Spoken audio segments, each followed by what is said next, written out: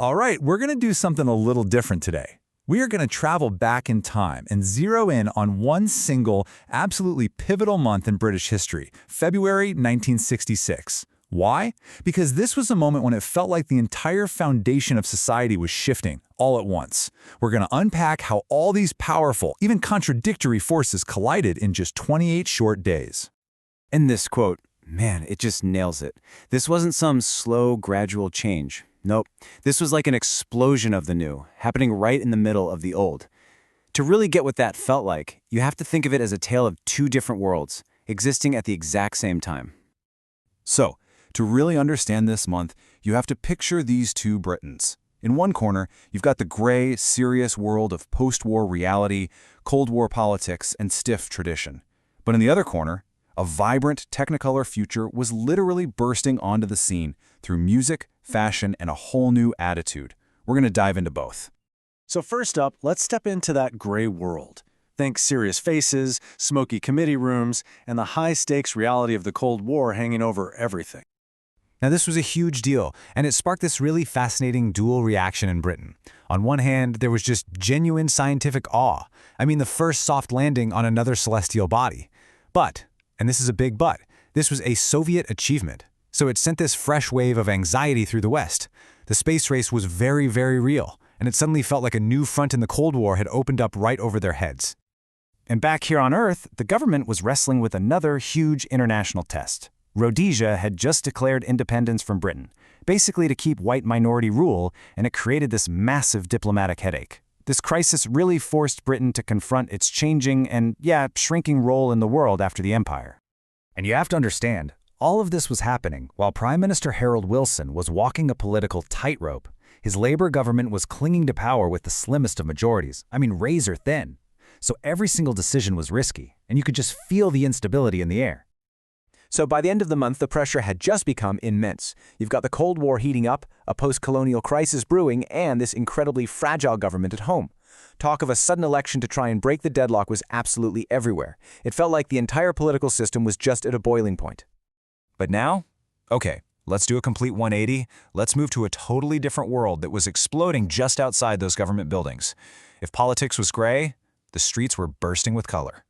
This wasn't just some trend, it was a cultural earthquake, and it was being fueled by the first generation of post-war baby boomers.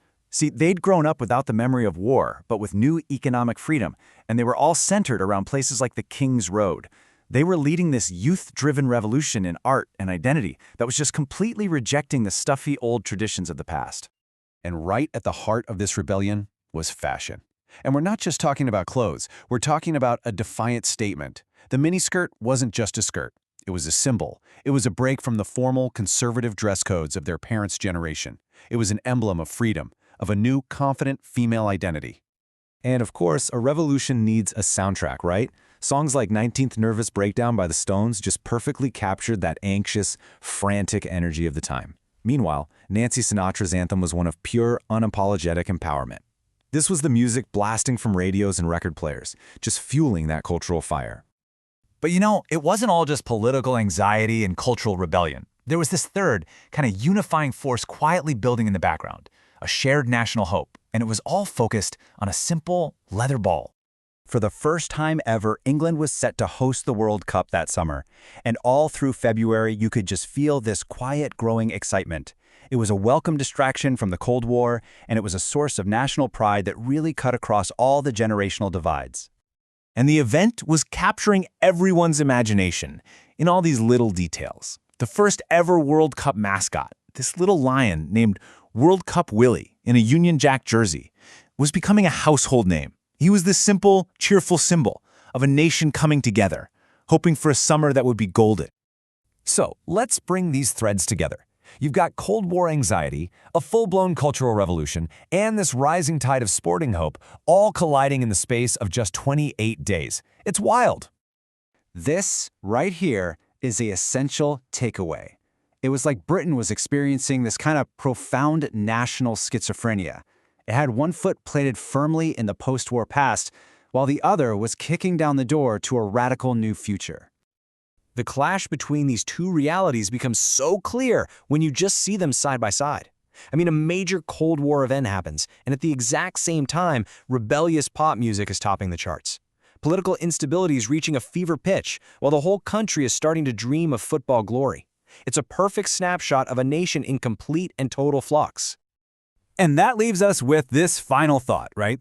February 1966 shows us that history isn't some neat, orderly line. Sometimes it's a messy, vibrant, and contradictory explosion, where an entire country's identity is reforged in the heat of a single, unforgettable moment.